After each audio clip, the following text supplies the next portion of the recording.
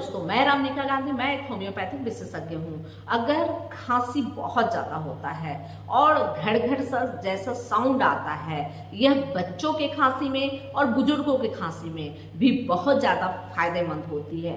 अगर घड़घड़ाहट का साउंड आए, लेटने से तकलीफें बढ़े, सांस लेने में दिक्कत महसूस हो, बेचैनी महसूस हो और बैठने से थोड़ा सा आराम महसूस हो, तो ऐसी स्थिति के लिए एंटीमटाट बहुत अच्छी मेडिसिन है।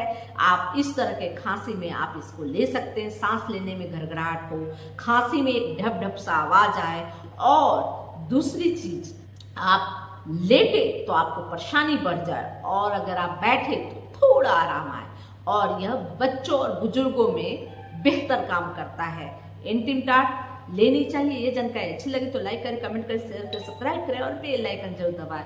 जय हिंद, जय भारत, धन्यवाद।